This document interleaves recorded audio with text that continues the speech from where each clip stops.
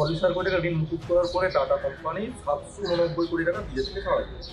ওয়াকফ সম্পত্তি তুলে দিয়ে তাদের কাছ থেকে ইলেকশনের জন্য চাঁদা নেওয়াতে বিজেপি সুবিধা হয়। বিজেপি বা আরএসএস এর যে কোর জায়গা, সেই কোর জায়গাকে খুশি করতে উনি ওয়াকফ এখানে লাগু করছেন। হয় বিজেপি না হলে তৃণমূল, হয় বিজেপি না হলে তার বাইরে রাজ্য নেই যে তার মতো জায়গায়, তখন দাঁড়িয়ে বাধ্য হতে সেখানে ভোট দিতে হবে। যে সমস্ত বিধানসভাতে মুসলিম ভোটার 20% কম, সেখানে একতরফা ভোট হলে তৃণমূলে যাবে। মুসলিমদের একটা সাংবিধানিক অধিকার খর্ব করার দিক থেকে দেখতে হবে। একইভাবে একটা পুঁজিবাদী তত্ত্ব এখানে অস্বীকার করা যায় না। আমাদের কাছে রিসেন্ট একটা খবর এসেছে যে আমাদের যে ভারতের সেমিকন্ডাক্টরের যে বয়াত, সেটা টাটা কোম্পানিকে দেওয়া হয় বিজেপি গভর্নমেন্টের পক্ষ থেকে। তাদেরকে প্রায় 44,000 কোটি টাকা ঋণ তাদের মুকুব করা হয়েছিল।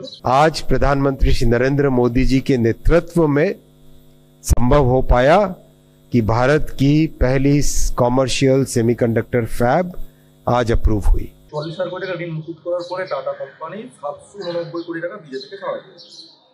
ইতিমধ্যে আমরা কি দেখেছি যে রেলের পরে, ভারতীয় রেলের পরে ওয়াকফের কাছে বলা হয় সবচেয়ে সম্পত্তি আছে। রেল হোক বা এয়ারপোর্ট হোক, পোর্ট হোক, আমরা একের পর এক যে সরকারি যে সংস্থাগুলো সেগুলোর বেসরকারিকরণ দেখেছি। বেশিরভাগই গেছে হলো দুটো কোম্পানির কাছে, একটা হলো মুকেশ আম্বানির রিলায়েন্স, একটা আদানি। এই আদানি বা আম্বানিটা যাওয়ার পরে সেখান থেকে যে ইলেকট্রাল বন্ডে বিজেপি যে টাকাগুলো পাচ্ছিল বা চাঁদা করে টাকা পাচ্ছিল, সেই টাকাই বিজেপি বিভিন্ন জায়গায় বিভিন্ন রাজ্যে লোক করে তারা ভোট করেছে। বাকিদের থেকে ফান্ডিং এর দিক থেকে বিজেপি অনেক এগিয়ে আমরা দেখেছি বাকি তৃণমূল দলগুলো হচ্ছে। সেখানে দাঁড়িয়ে যদি ওয়াকফ বিল, যেটা নতুন যে ওয়াকফ আইন বিজেপি আনা, সেটা যদি পশ্চিমবঙ্গে লাগু করা হয়, তাহলে একতরফা যেটা হবে, এই সমস্ত বিজেপির পন্থী যে ব্যবসায়ী, সেই ব্যবসায়ীদের হাতে ওয়াকফ সম্পত্তি তুলে দিয়ে তাদের কাছ থেকে ইলেকশনের জন্য চাঁদা নেওয়াতে বিজেপির সুবিধা হবে। এবার প্রশ্ন আসে যে মমতা বন্দ্যোপাধ্যায় যিনি প্রথম থেকে এত লম্পচম্প করলেন ওয়াকফ বিল আমি এখানে লাগু করতে দেবো না, তারপর তিনি হঠাৎ করে কেন ভুল বদল করলেন?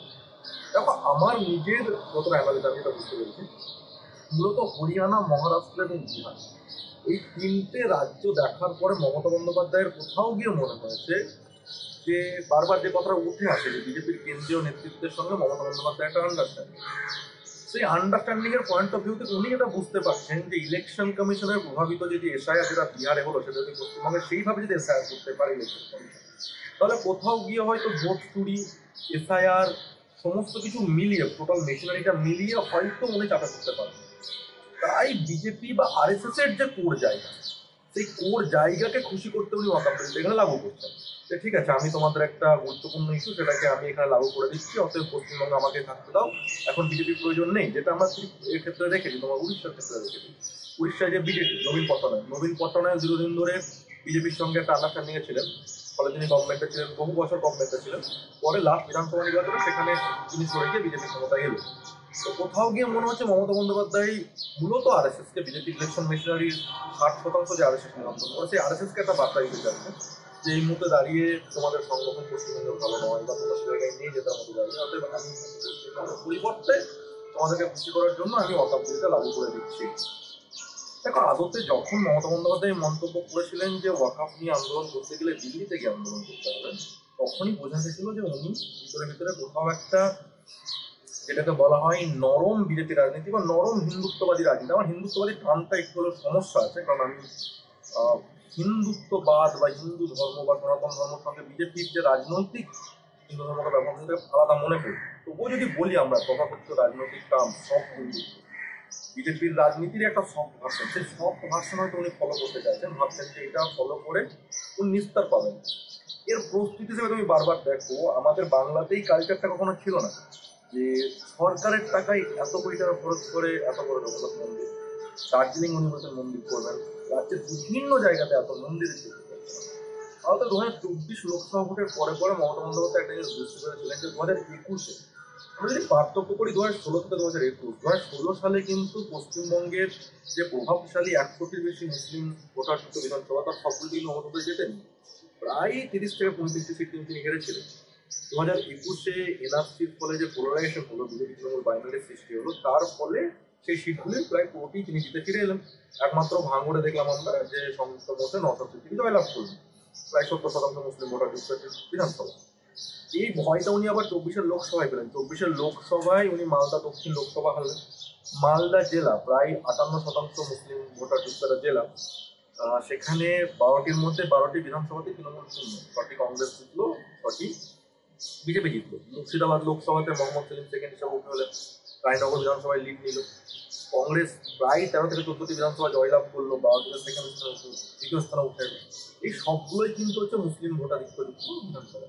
তাহলে মমতা বন্দ্যোপাধ্যায়ের একটা ভয় চলছিল অন্তত যে ওনার যে দীর্ঘ যে একতরফা একটা মানে কি বলবো, দুর্নীতির রাজনীতি শুধু নয়, একতরফা যে বিজেপির সফট একটা রাজনীতি, বিজেপির মতো করে যে রাজনীতি করে আসছিলেন, সে আনিস খান থেকে শুরু হয়েছে, আনিস খানের মৃত্যু থেকে শুরু হয়েছে, পরে আলিয়া বিশ্ববিদ্যালয়, একাধিক জায়গায় আমরা দেখলাম পশ্চিমবঙ্গের বিভিন্ন রকমের সাম্প্রদায়িক ঘটনা, বেলডাঙ্গায় হতে পারে, তোমার মোথাবাড়িতে হলো, পরবর্তীকালে শামসেরগঞ্জে হলো, একাধিক জায়গায় মব লিঞ্চিং, একাধিক জায়গায় এই যে মন্দিরের মূর্তি ভেঙে ইস্যু বানানো, একাধিক জায়গায় পাকিস্তানকে কেন্দ্র করে, পাকিস্তান জিন্দাবাদ লেখাকে কেন্দ্র করে বাংলাকে উৎপন্ন করার চেষ্টা হলো।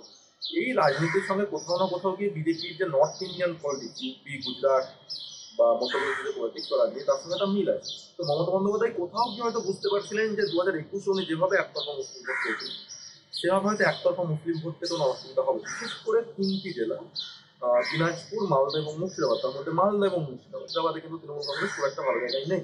একাধিক তৃণমূলের বিধায়ক তাদের বিরোধিতা করছে, আমরা হুমায়ুন কবিরের নাম দেখেছি, অলরেডি নিউজে আছেন। একাধিক জায়গায় গোষ্ঠীদ্বন্দ্ব রয়েছে। সেখানে দাঁড়িয়ে ওয়াকআপ বিলকে নিয়ে এসে উনি দুটো বার্তা দিতে চাইলেন। এক হলো যে আমি যেহেতু 210-এর বেশি আসন নিয়ে ক্ষমতায় এসেছি, অতএব আমি যা খুশি করতে পারি, তোমরা কিছু পারলে করে নাও।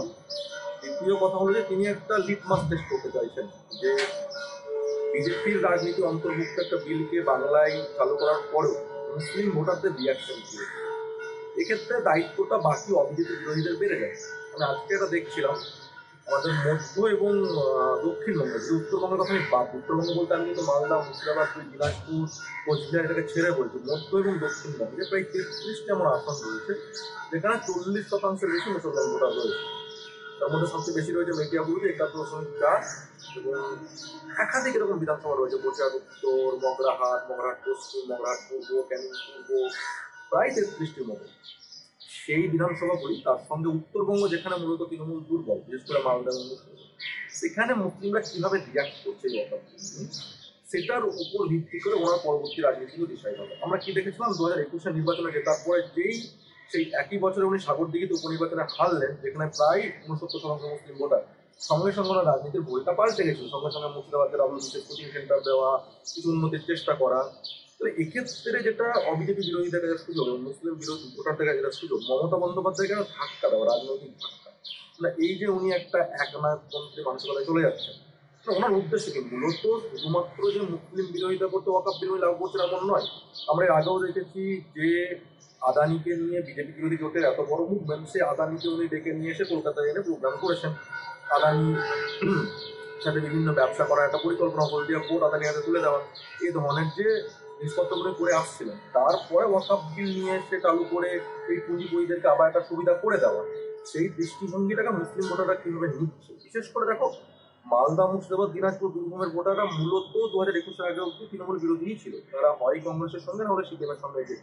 মূল পরীক্ষাটা হবে দক্ষিণবঙ্গে। দক্ষিণবঙ্গের যে লোকসভাগুলো রয়েছে, ধরো ডায়মন্ড হারবার লোকসভার মধ্যে বিধানসভাগুলো রয়েছে, বসিরহাট, বারাসাত, আমাদের উলুবেড়িয়া, তোমার মথুরাপুর, এই যে লোকসভাগুলোর মধ্যে, যাদবপুরের মধ্যে যেমন ভাঙড় রয়েছে, তোমার চণ্ডীতলা রয়েছে হুগলি হাওড়ার মধ্যে, হুগলি হাওড়ার মধ্যে পান্ডুয়া রয়েছে, এই যে বিধানসভা যেখানে মুসলিম ভোট একটা ফ্যাক্টর, সেই মুসলিম ভোটাররা কিভাবে রিয়াক্ট করছে দেখো, খুব তো আছে।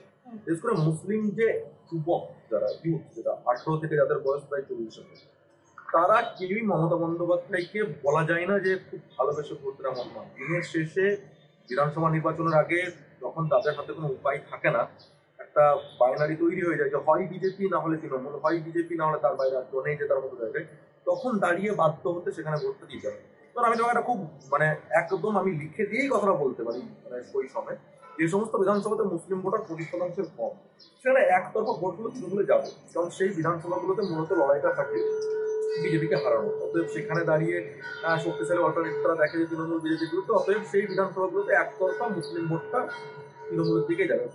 যেখানে ফ্যাক্টর হবে মুসলিম ভোটার, এই ওয়াকআপ বিল থেকে শুরু করে বিভিন্ন ইস্যুগুলো, যেখানে মূলত 40%-এর বেশি মুসলিম, সেখানে অবিজেপি বিরোধীরা কিভাবে কাজে লাগাচ্ছে। যেমন আমি যদি আসি নদিয়াতে পঞ্চায়েত ভোটে দেখো, বাংলার মুসলমানরা কিন্তু খুবই স্ট্র্যাটেজিক ভোটার। বাংলার মুসলিমরা, আমি কেন বলছি যে বারবার বলা হয় যে মুসলমানরা মমতা বন্দ্যোপাধ্যায়ের একতরফা ভোটার, মুসলিমরা যখন একটাবার সুযোগ পেয়েছে মমতা বন্দ্যোপাধ্যায়ের বিরুদ্ধে ভোট করার, তারা দিয়ে দিয়েছে। পঞ্চায়েত নির্বাচনে তুমি এসো নদিয়ার মতো জায়গায় যেখানে কালীগঞ্জ, পলাশীপাড়া, নাকাশীপাড়া, এবং কালীগঞ্জে প্রায় 57% মুসলিম ভোটার, পলাশীপাড়াতে প্রায় তোমার 61% মুসলিম ভোটার, নাকাশীপাড়াতে প্রায় 40% মুসলিম ভোটার। সেই নদিয়ার মতো জায়গায় পঞ্চায়েতে কিন্তু বিভিন্ন পঞ্চায়েতে তারা তৃণমূলকে হারিয়ে দিয়েছে। আবার যে সুযোগ এলো সাগরদিঘি উপনির্বাচনে হারানো, সেখানে কিন্তু তাকে হারিয়ে দিয়েছে। এই মালদা দক্ষিণে সুযোগ এলো তৃণমূল বিজেপির বিরুদ্ধে, সেখানে একটা ছিল অল্টারনেটিভ ছিল ঈশা খান চৌধুরী কংগ্রেসের, সেখানে হারিয়ে দিয়েছে। মুর্শিদাবাদের মতো জায়গায় সেখানে অল্টারনেটিভ ছিল মোহাম্মদ সেলিম, হিউজ পরিমাণে তিনি ভোট পেলেন। হ্যাঁ, মুসলিমদের কাছে যদি সুযোগটা বাকি অবিজেপি বিরোধীরা প্রোভাইড করতে পারে, বিশেষ করে এমন সিটগুলো যে সিটগুলোতে মুসলিম ভোটার যদি একটু একটু ভাগ হয়, তাহলে বিজেপি আসবে না। সেই সিটগুলোতে কিন্তু মুসলিমরা একতরফা বিজেপি এবং তৃণমূল উভয়ের বিরুদ্ধে ভোট দিয়ে দেবে। এই যে লালগোলা, যেখানে লাস্ট লোকসভা ভোটে তৃণমূল প্রায় 14,000 ভোট পেয়েছি, সেই লালগোলাতে আমরা কি দেখছি যে পুলিশের যে অত্যাচার, মানে সেখানকার যারা তৃণমূল বিরোধী অ্যাক্টিভিস্ট বা বিভিন্ন প্ল্যাটফর্মে যারা যুক্ত, তাদেরকে জোর করে বিভিন্ন ডাকের কেসে ফাঁসানোর চেষ্টা করা, রাত্রিবেলা কোনোরকম কারণ ছাড়াই বেআইনিভাবে তাদের বাড়িতে গিয়ে রেড করা, হামলা করা, এইগুলো প্রমাণ করে যে মুসলিম ভোট নিয়ে তৃণমূলের চেষ্টা। মমতা বন্দ্যোপাধ্যায় নিজেই ভরসা করতে পারছেন না যে 2021-এর মতো, এমনকি 2024-এর মতো মুসলিম ভোট তার কাছে আসবে কিনা বারবার। এবং সেই দৃষ্টিভঙ্গিতে কোনো কিছু করতে চাইছেন। এই যে মন্দিরের যে রাজনীতি, এই মন্দিরের রাজনীতি চালু করার জন্য আমার যতটা মনে হচ্ছে, আমার মূলত লক্ষ্য হচ্ছে অমুসলিম মহিলা ভোট। আমরা কি দেখেছিলাম যে 2021-এর বিধানসভাতে একটা গোটা পরিবারের পুরুষ ভোটাররা যেখানে বিজেপিকে ভোট দিচ্ছে, সেখানে সেই পরিবারের মহিলারা মমতা বন্দ্যোপাধ্যায়কে ভোট দিয়েছেন। তিনি হয়তো সেই অমুসলিম মহিলা ভোটার বা হিন্দু মহিলা ভোটারে আরো একবার স্থান দিতে চাইছেন, মন্দিরের সঙ্গে, পুজোর সঙ্গে তাদের ইমোশনকে জড়িয়ে, এবং তার তিনি একজন মহিলা মুখ্যমন্ত্রী, সেই একটা মানে কি বলবো, গ্রাম বাংলার মহিলাদের কাছে একটা ফেমিনিস্ট চরিত্র হিসাবে তিনি স্থান দিয়ে সেই ভোটটা বাড়াতে চাইছেন। তিনি নিজে হয়তো বুঝতে পারছেন যে মুসলিমরা যে বিধানসভায় সুযোগ পাবে, সেই বিধানসভায় ওনার বিরুদ্ধে ভোট দিয়ে দেবে। কারণ শুধু ওনার তো ব্যাপার নয়, লোকাল লেভেলে প্রচন্ড পরিমাণে অ্যান্টি ইনকামবেন্ট। আমি তোমাকে গুনে গুনে বলতে পারি।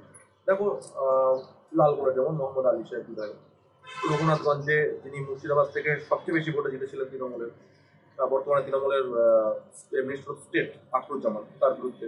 জঙ্গিপুরের বিধায়ক জাকির হোসেনের বিরুদ্ধে।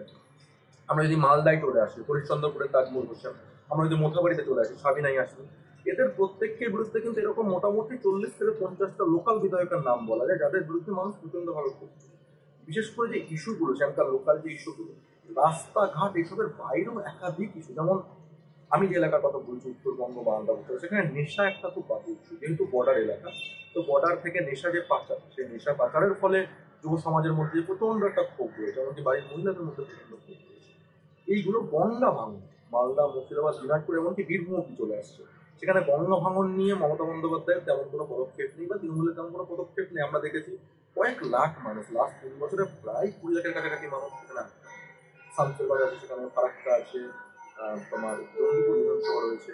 তাহলে এই যে জায়গাগুলোতে মমতা বন্দ্যোপাধ্যায় ধরতে পারেননি বা তিনি কাজ করতে চাননি, তিনি বলছিলেন শুধুমাত্র বিজেপির ভয় থেকে একরকম মুসলিম ভোটটা বারবার আসছে। সেখানে দাঁড়িয়ে যখন তার মনে হচ্ছে যে না, মুসলিম ভোটটা আসবে না, তখন তিনি এই ধরনের একটা ওয়াকাফ বিল লাগু করা হোক বা মন্দিরের রাজনীতি, এগুলো করে সফট আরএসএসকে খুশি করার যেটা চেষ্টা, বিজেপির সফট রাজনীতি করার চেষ্টা করছে। এরপরে এখানে দায়িত্ব করে অবিজেপি বিরোধী। দেখো, ধরে ধরে মোহাম্মদ সেলিম রাজনীতি করেছেন দক্ষিণ কলকাতা থেকে, মন্ত্রী হয়েছে দক্ষিণ কলকাতা থেকে। তিনি মুর্শিদাবাদের রাজনীতি, সামাজিক, অর্থনৈতিক পরিস্থিতি না জানার পরেও, এমনকি 34 বছর ক্ষমতায় থেকে মুর্শিদাবাদকে একটা বিশ্ববিদ্যালয় থেকে বঞ্চিত করার পরেও, তারপরেও যখন তিনি মুর্শিদাবাদে গেলেন, তখন তৃণমূলের বিরুদ্ধে কিন্তু 5.5 লাখের বেশি মানুষ তাকে ভোট দিল। তাহলে এইটা বিরোধীদেরকে বুঝতে হবে যে মুসলিমরা কিন্তু মমতা বন্দ্যোপাধ্যায়কে মন থেকে যে চায় এমন নয়, তাদের কাছে যেহেতু কোনো অপশন নেই, সেই জায়গায় দাঁড়িয়ে তারা একটা অপশন অপেক্ষা, যেই মুহূর্তে তাদের সামনে কোনো অপশন জেনারেট করবে, সেই মুহূর্তে তারা তৃণমূলের বিরুদ্ধে সেই অপশনটাই ভোট দেবে। এটা নওশাদ সিদ্দিকী 2021-এর ভাঙড় জেতার পরে এত ফুল পপুলার হয়েছে, এমন কোনো যে নওশাদ সিদ্দিকী গ্রাউন্ডে মুসলিম জন্য বিশাল কিছু করে দিয়েছেন, বড় কোনো আন্দোলন করে তুলেছেন, বিশাল কিছু। বা এই যে ইস্যু ভিত্তিক কথাগুলো বলা, শুধুমাত্র আওয়াজ তোলা, এই আওয়াজটুকু তোলার ফলে তার পিছনে বিপুল পরিমাণে মুসলিম মাস দাঁড়াচ্ছে। সেখানে দাঁড়িয়ে অবিজেপি বিরোধীরা যদি এই ইস্যুগুলোকে না ধরে, তাহলে আমি এই কালীগঞ্জ বিধানসভা কথা বলবো। কালীগঞ্জের যে বর্তমান বিধায়িকা লাল সাহেবের কন্যা আলিফা আহমেদ এবং তার বাবা লালবাবু, দুজনেই নদিয়ার একাধিক ওয়াকাফ প্রপার্টি তারা বাজেয়াপ্ত করে রেখেছে। মমতা বন্দ্যোপাধ্যায় যদি ওয়াকআপ বিল, বিজেপি আনা ওয়াকআপ বিল এখানে ইমপ্লাই না করতো, তাহলে দেখা যেত যে বিজেপি অন্যান্য বিজেপি শাসিত রাজ্যে ওয়াকআপ সম্পত্তি যে নয় ছয় করেছে বা সেই সম্পত্তিগুলো যেভাবে পুঁজিপতি হাতে তুলে দিয়েছে, তাদের থেকে একতরফা ইলেকট্রাল বন্ডে ইলেকশন করানোর জন্য টাকা নিয়েছে। এখানে দাঁড়িয়ে মমতা বন্দ্যোপাধ্যায়ের বিভিন্ন বিধায়ক নেতা মন্ত্রী, এমনকি এই যে লালবাবু যাকে উনি ওয়াকআপ বোর্ডে বসিয়ে রেখেছিলেন পশ্চিমবঙ্গে, তিনি কয়েক কোটি টাকার ওয়াকআপ প্রপার্টি বাজেয়াপ্ত করে রেখেছিলেন নিজের কাছে। একাধিক তৃণমূলের বিধায়ক যাদের কাছে ওয়াকআপ প্রপার্টি যারা জবরদখল করে রেখেছেন। তো এই যে তথ্যগুলো, এই তথ্যগুলো মানুষের সামনে নিয়ে আসা, শুধুমাত্র যে মুসলিম ভোটারদের কাছে নিয়ে আসা এমন নয়, তার বাইরে বাকিদের কাছেও নিয়ে আসে। কারণ দেখো, মমতা বন্দ্যোপাধ্যায় যদি ওয়াকআপ বিল এখানে ইমপ্লিমেন্ট করতে সফল হয়, উনি যেটা করবেন সেই ওয়াকআপ বিল ইমপ্লিমেন্ট করে একই বিজেপি পদ্ধতিতে উনি দেবেন হচ্ছে পুঁজিপতিদের কাছে। পরিবর্তে পুঁজিপতিদের কাছ থেকে উনি কি নেবেন? ইলেকট্রাল বন্ডে চাঁদা। ইলেকট্রাল বন্ড এখন নিষিদ্ধ হয়ে গেছে, চাঁদা নেবেন উনি, পাবে কথা পলিটিক্যাল চাঁদা নেবেন। সেই চাঁদা নিয়ে উনি ভোট করাবেন 26 বিধানসভা হোক, 29 লোকসভা হোক। তাহলে এক্ষেত্রে বিরোধীদের একটা বড় পদক্ষেপ হওয়া উচিত, যে কোনোভাবে মমতা বন্দ্যোপাধ্যায় যাতে এই রাজ্যে ওয়াকআপ বিলটা, এই নতুন ওয়াকআপ আইন, সংশোধিত ওয়াকআপ আইন, সেটাকে যাতে প্রয়োগ করতে না পারে। এর বিরুদ্ধে শুধু আন্দোলন গড়ে তোলা নয়, তার সঙ্গে সঙ্গে প্রত্যেকটা মুসলিম এবং অমুসলিম ভোটার, তৃণমূল বিরোধী ভোটারের কাছে এই বার্তাটা নিয়ে যাওয়া যে এই ওয়াকআপ বিল আনার পেছনে বা এই মন্দিরের রাজনীতি এত বেশি বৃদ্ধি করার পেছনে মমতা বন্দ্যোপাধ্যায়ের উদ্দেশ্য, এবং সেই উদ্দেশ্যটা ব্যর্থ করতে গেলে কি কি করতে হবে, এবং বিধানসভা ভিত্তিক সেই বিধানসভার ভোটারদের কাছে মূলত তুলে ধরা যে এখানকার লোকাল তৃণমূল বিধায়করা কিভাবে ওয়াকআপ সম্পত্তি জবরদখল করে। একটা বার্তা বারবার দেওয়া হয় যে ইমাম ভাতা, মুয়াজ্জিন ভাতা দিয়ে মুসলিমদের যে রিলিজিয়াস লিডারশিপ বা ধর্মীয় যে লিডারশিপ, সেটাকে মমতা বন্দ্যোপাধ্যায় নিজের হাতে রেখেছে। দেখো, এই যে ওয়াকআপ বিল, এই ওয়াকআপের সঙ্গে তো মুসলমানদের ধর্মীয় লিডারশিপের ইমোশন জড়িয়ে রয়েছে।